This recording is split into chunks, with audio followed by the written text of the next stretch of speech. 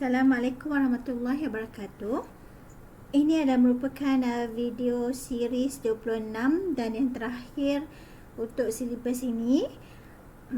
Dan masih lagi topik architecture, iaitu rujuk lecture notes nombor 19.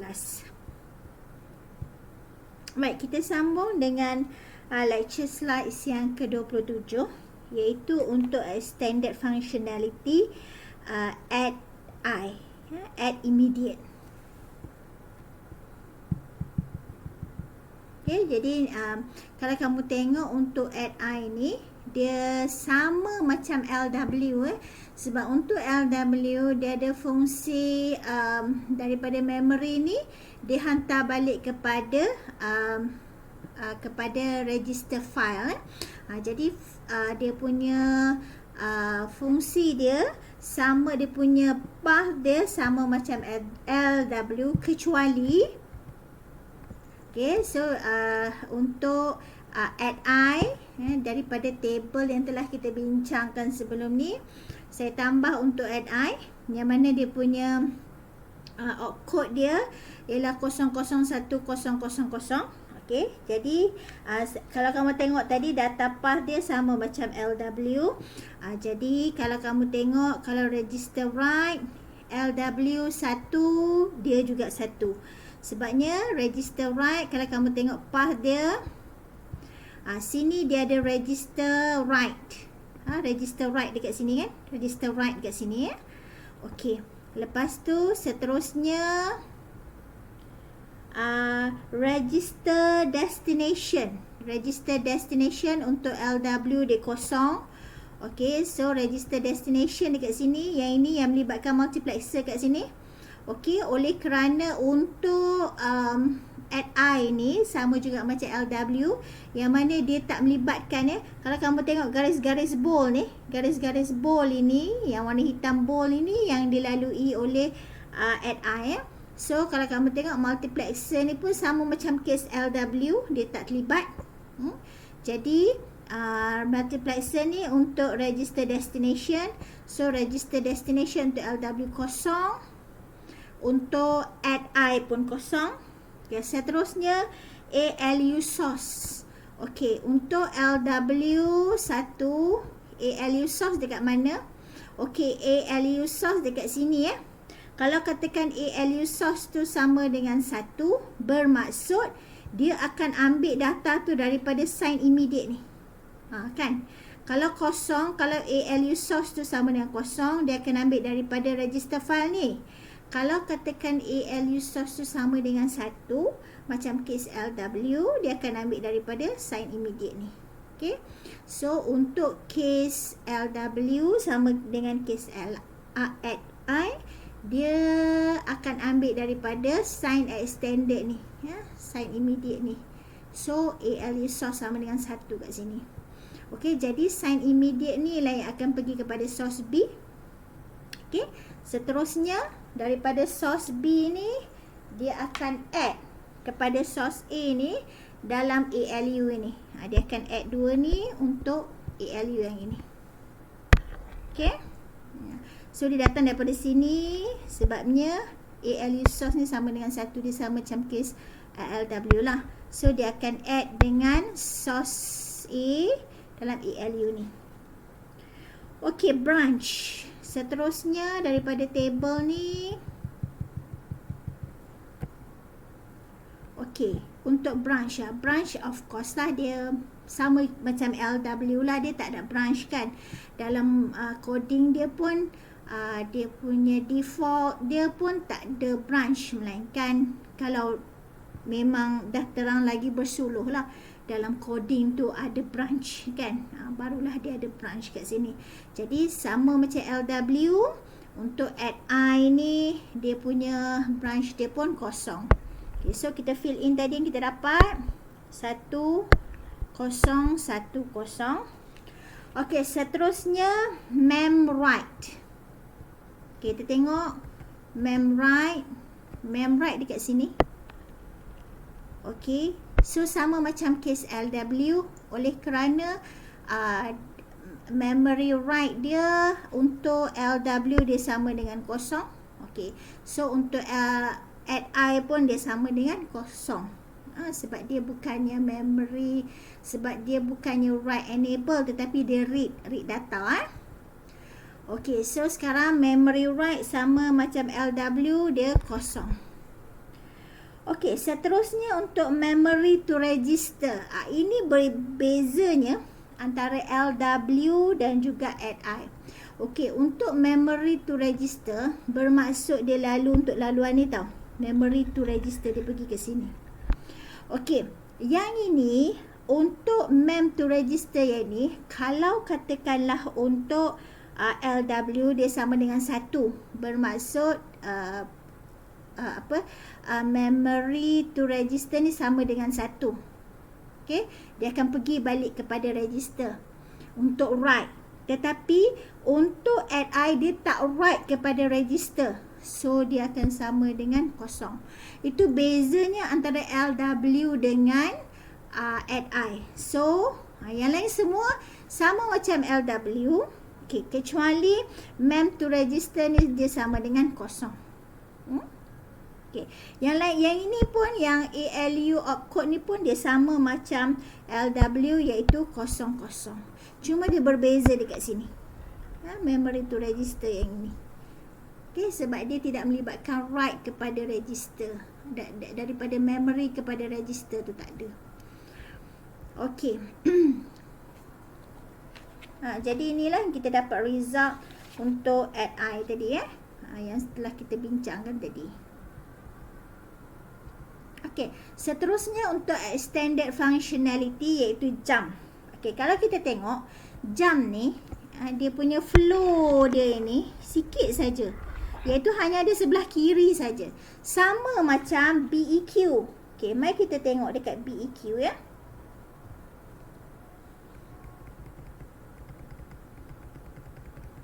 Okay, BEQ.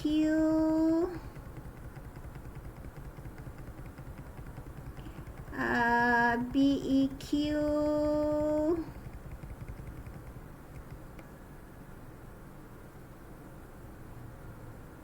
Dah lepas dah.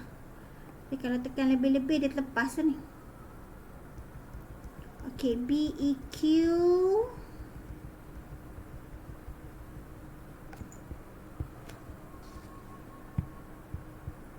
Ni SW, R-type, pakai BEQ. Tengok.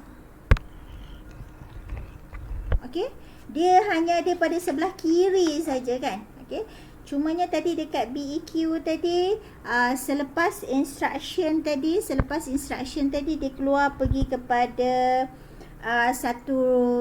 dia keluar pergi pada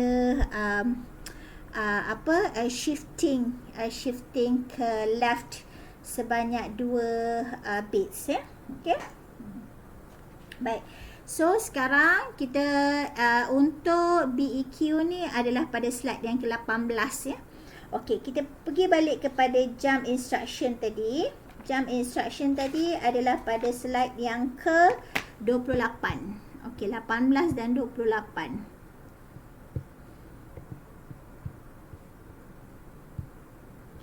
Okey, pada slide yang ke-28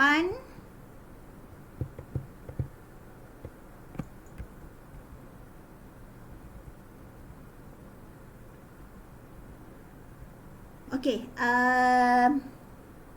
extended functionality J tadi pada slide yang ke-30. Maafkan saya, slide yang ke-30. Jadi kamu tengok bila kamu penuhkan table ini, okey, untuk J, okey, dan BEQ yang lain, yang dua yang sama, yang main point dekat sini ialah register write.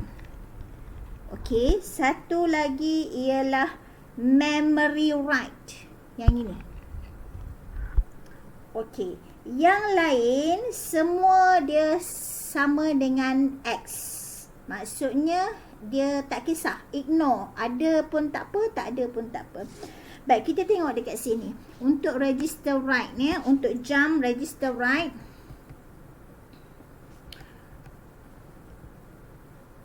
Okey, yang ini register write.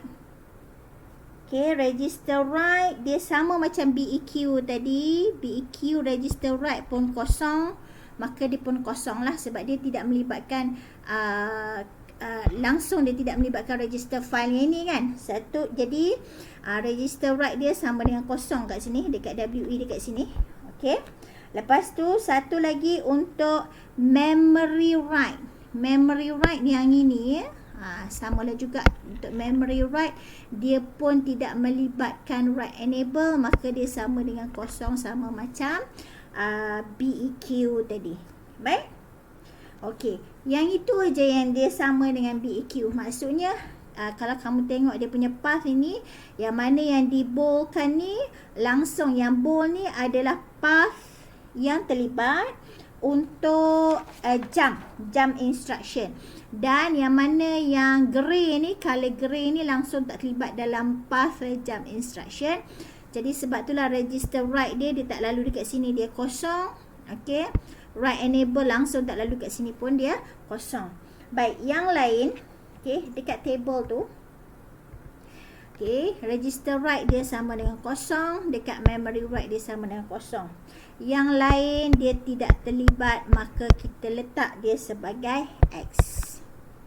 Okey, kecuali jump. Jump sama macam case branch ni lah. Yang ni jump ni ialah satu kolom yang kita tambah sebelum ni.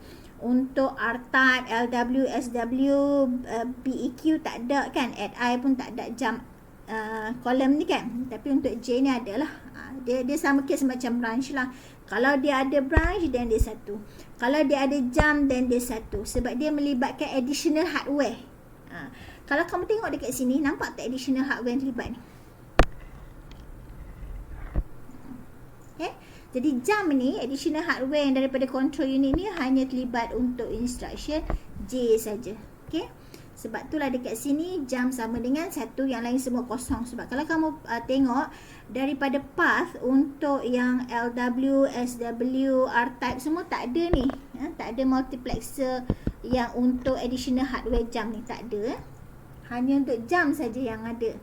Okey, lepas tu untuk ALU opcode, oleh kerana semuanya terdiri daripada 2 bit, maka untuk J pun dia X juga, tetapi dia adalah XX. Okey, jadi untuk J hanya 3 ni saja yang ada nilai, iaitu register write, memory write dan juga jump. Yang lain semua sama dengan ignore. Ada pun tak apa, tak ada pun tak apa.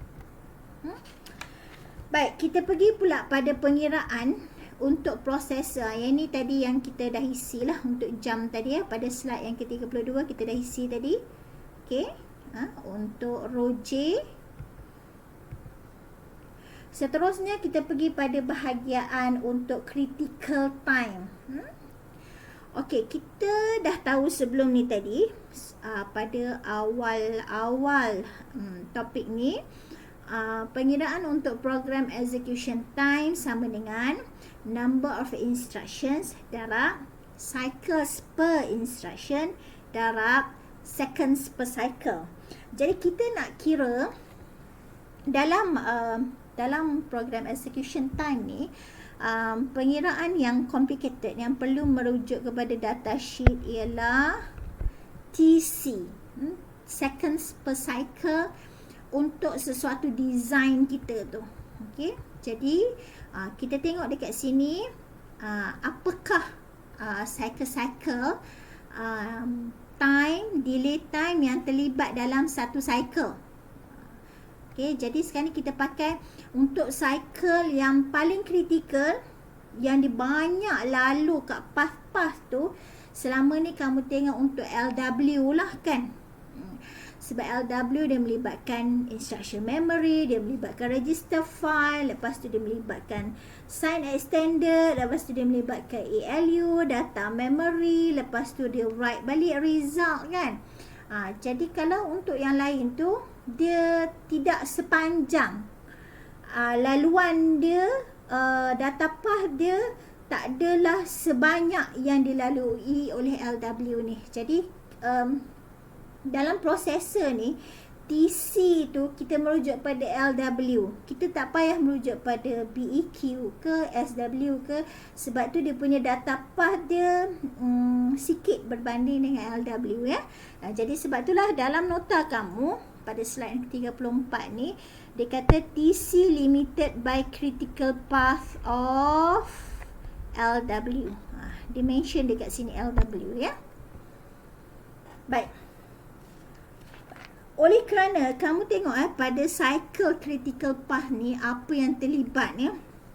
Okey, kalau kamu tengok dekat sini, mula-mula dia nak lalu tu dia terima address program counter ni address lah. Okey, dia terima address tu. Okey. Yang ini kita namakan delay time untuk PC. Program counter. Lepas tu dia nak lalu daripada input ni kepada read data ni. Read data ni dia nak lalu, dia nak hantar kepada read data ni. Ada juga time delay dia yang mana kita panggil dia sebagai memory delay.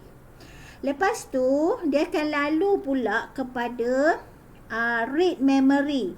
Read memory, okay, dekat sini. Lepas tu dia hantar kepada input dekat sini. Okay, input ni dia akan hantar kepada read data path. Okay, dia nak read. Lepas tu dia hantar pula kepada source A ni. Okay, kepada ALU. Jangan lupa satu lagi dia hantar melalui jalan sign extended, yang mana sign extended ni akan lalu pula kepada multiplexer yang ni. Jadi multiplexer ni dipilih sama ada nak ambil data daripada sign extended ataupun RD2. Okey, dia keluar dekat source B ni. Okey, lepas tu semasa dia nak pilih, dia nak lalu dekat multiplexer ni, ada lagi delay untuk multiplexer. Tadi dah ada delay untuk sign extended ni tadi. Okay. Lepas tu tadi lagi sebelum sign extended ni saya dah bagi tahu dah delay untuk dia read. Okey, lepas tu dia lalu ke ALU, ada lagi delay untuk ALU.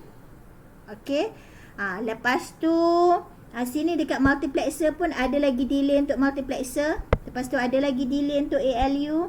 Lepas tu ada lagi delay yang dalam ni daripada input nak hantar kepada read ni. Yang mana melibatkan memory delay, sebab sini memory. Okay, sama juga yang ni pun memory delay. Lepas tu dia lalu pula dekat marks dekat sini. Marks ni nak pilih ke kosong ke satu ke, ada lagi delay. Okay, lepas tu dia nak hantar result untuk nak set next write pula, daripada read kepada write pula. Okay, ada lagi delay. Okay, jadi kita tengok dekat sini. Semua yang saya nyatakan sini adalah diekspreskan dalam slide yang ke-35. Okey, tadi delay untuk program counter. Lepas tu program counter tu dia lalu dekat instruction memory kan? Instruction memory, tengok dekat sini. Nampak tak? Program counter ni masuk ke instruction memory. So campur lagi memory. Lepas tu campur lagi dengan read. Tadi dia hantar dekat read tadi. Okey, lepas tu dia ada, lepas tu dekat sini dia pecah dua. Satu input kepada read data, satu lagi delay kepada sign extended ni. Okey, lepas tu delay dekat marks ni pula. Yang tu yang campur semua tu. Sebab last kali marks ni dia nak pilih kan, dia nak ambil source B tu daripada file, daripada register file ataupun daripada sign extended kan. Okey, selepas tu dia akan add ataupun subtract dekat dalam ALU. Okey, lepas tu dia lalu balik dekat data memory. Okey, lepas tu dia lalu dekat multiplexer untuk nak pilih. Okey, dekat memory to register tu. Dan last kali dia kena campur untuk nak write balik. Nak write, dia set up untuk nak write dalam register file. Okay, So kalau kita tengok yang ini masa ni panjang, maksudnya agak besar lah juga. Jadi kita ambil kira nilai ni. Okey, T-mem, sini ada T-mem. Sini pun ada T-mem. Sebab ada dua memory tadi, iaitu instruction memory dan juga data memory. Sebab itulah T-mem campur dengan T-mem dapat dua T-mem. Mem ni bukan maksud mem besar, mem ni maksudnya memory. Okey, memory delay time. Lepas tu kamu ada dekat sini read memory, read file memory, register file rate. Yang ni maksud dia register file rate, daripada input kepada output, daripada A1 kepada RD1 tu. Jadi kita kena ambil kira, tapi kita kena ambil kira masa yang paling maksimum lah. Sebab sekarang ni kita nak kira critical. Critical ni maksudnya lagi panjang masa lagi critical. Sebab apa? Sebab dalam komponen elektronik kita nak masa yang pantas. So bila kita nak pantas tu kita merujuk pada frekuensi. Maksudnya kita nak frekuensi yang tinggi, yang pantas. Jadi F sama dengan 1/T. F is the reciprocal with the time. So F sama dengan 1/T. Kita nak F tinggi, maka T kena rendah. Jadi kalau T tu tinggi, F tu rendah. F rendah tu, frekuensi yang rendah tu kritikal lah. Okay, dalam satu design kita sentiasa mengambil kira delay time yang tinggi. Itu kita ambil sebagai critical value. Okey, lepas tu yang ini maksudnya SE extended, sign extended. Kan kita ada dekat sini, nampak tak ni? Kan sign extended. Okey. So semasa input tu nak lalu dekat sign extended ni pun ada delay dia juga. Tetapi sign extended dan juga multiplexer dekat sini dengan dekat sini ni, dia punya masa dia rendah aja. Masa dia macam 1 picosecond, macam tak ada dalam pengiraan pun tak efek apa-apa. Less than 1 picosecond macam tu. Sebab tu kalau kamu tengok dekat sini, nampak tak sign extended dengan T-max tak diambil kira untuk sini. Tak ada pun. Okay, dua value ni, okay, yang saya tunjuk dengan color,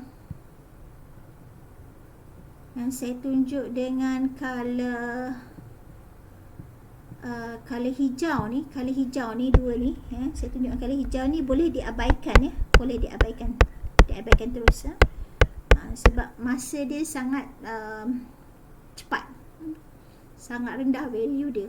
Okey, lepas tu dia akan lalu dekat ALU, nampak tak dia lalu dekat ALU dekat sini kan? Okey. Jadi kita ambil kira masa ALU tu, ALU delay time tu dekat sini, nampak tak? Yang ni kita ambil kira. Okey. Lepas tu register file setup. Okey, lepas tu kamu ada lepas tu kamu ada memory tadi kita dah ambil kira dah kan? T-mem campur T-mem dapat 2 T-mem. Lepas tu kita ada multiplexer.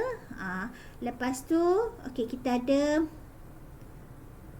multiplexer dekat sini. Okey, multiplexer dekat sini. Okey, lepas tu kita ada ALU dan kita ada dekat sini RF setup. Okey?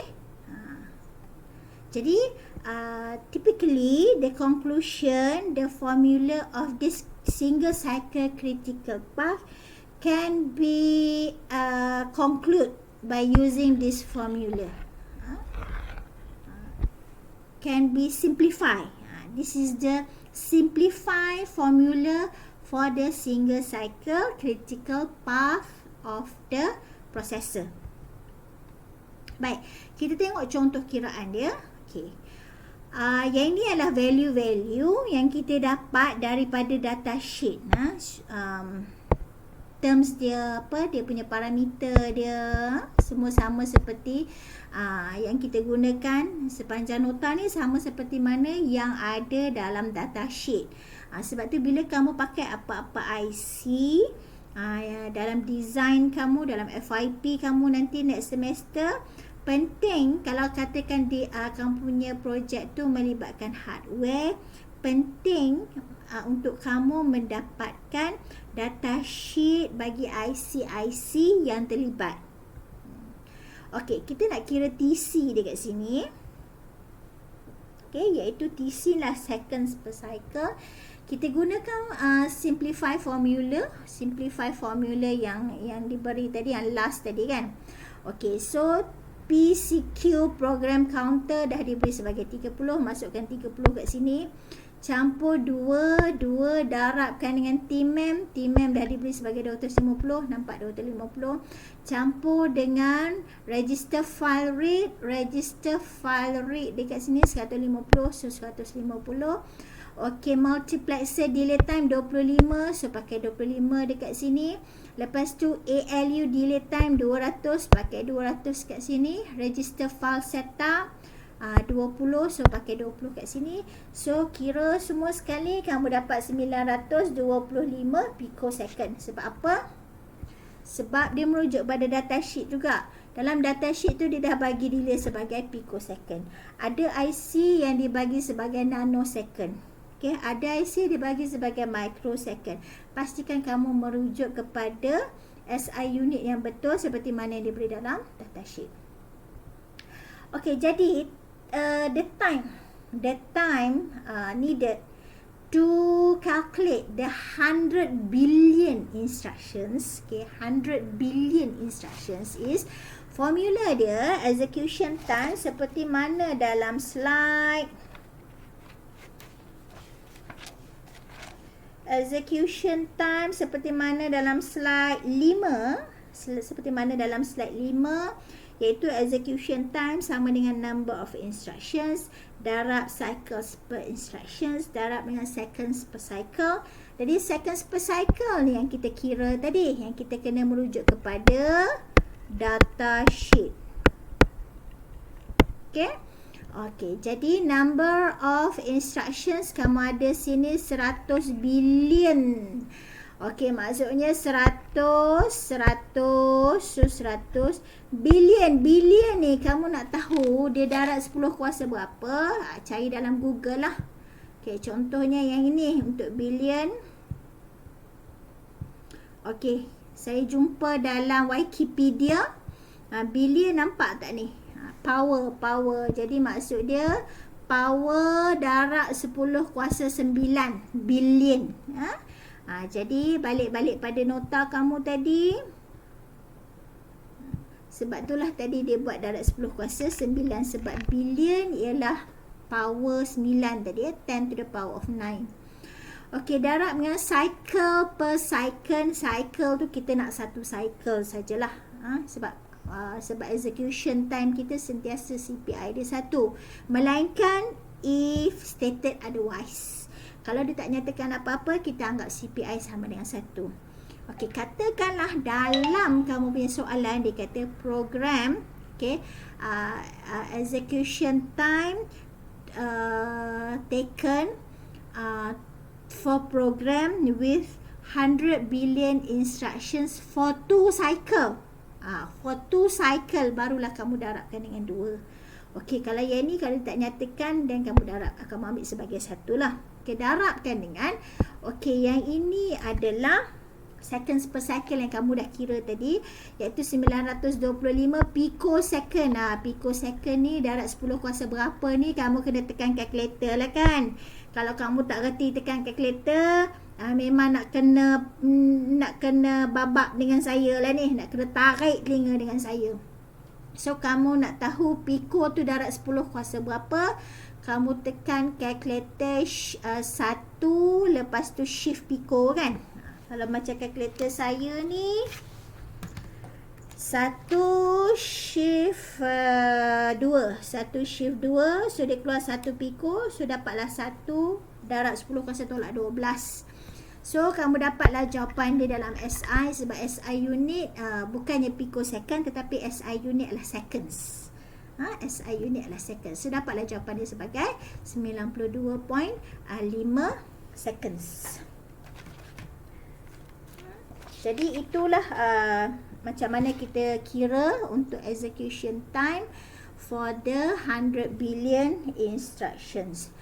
Baik, sampai di sini saja kuliah kelas untuk keseluruhan silibus Digital Design Computer Architecture DDCAE LE 558 ini. Dan saya sudahi kuliah ini dengan satu ungkapan yang pernah saya forward dalam WhatsApp sebelum ni, not all goodbye is sad. So for the example, perkataan yang akan saya cakap sekarang lah. Goodbye class. Assalamualaikum warahmatullahi wabarakatuh.